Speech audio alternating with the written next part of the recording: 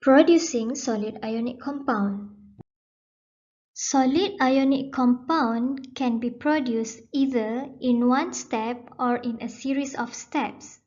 First, let's discuss on how to produce solid ionic compound in one step. Ionic compound consists of ionic bond. Ionic bond is formed between metal element and non-metal element. Let's say the symbol of metal element is M and the symbol of non-metal element is X2. Normally, metal element is in solid phase, while non-metal element normally in gaseous phase.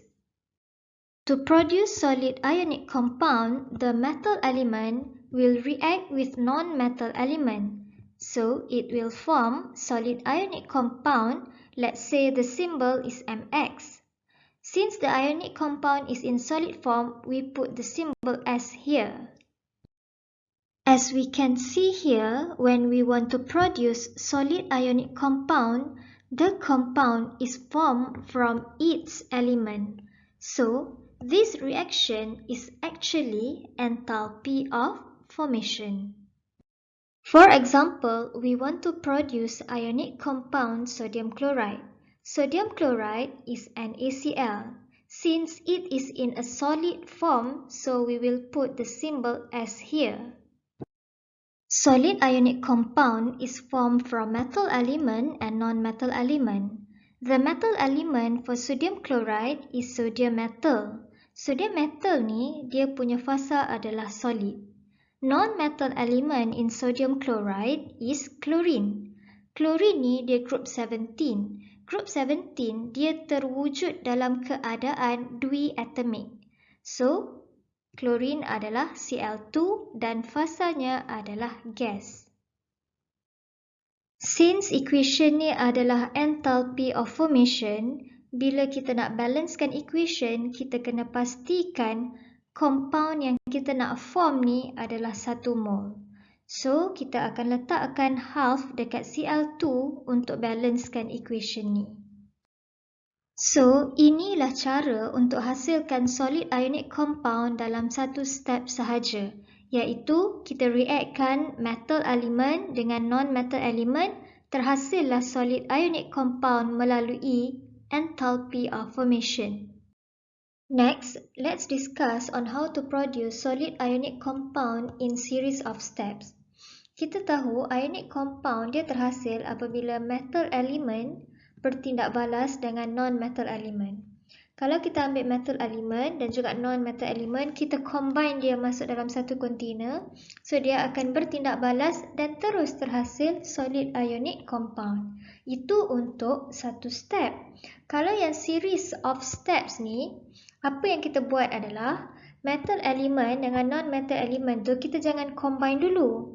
Kita akan convertkan dulu metal element ni kepada gaseous atom. Non-metal element ni pun kita akan convert dia menjadi gaseous atom.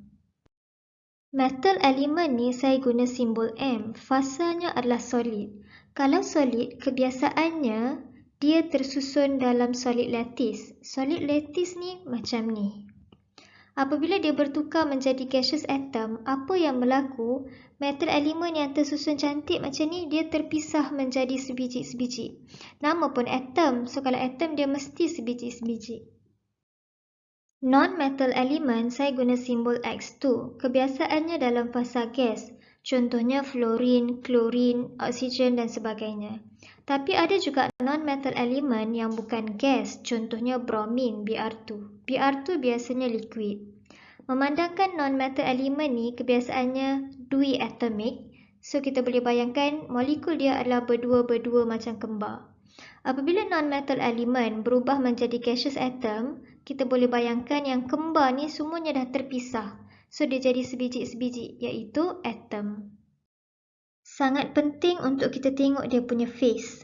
Atom yang terhasil ni tak kisahlah atom daripada metal ataupun non-metal, kedua-duanya mestilah dalam fasa gas.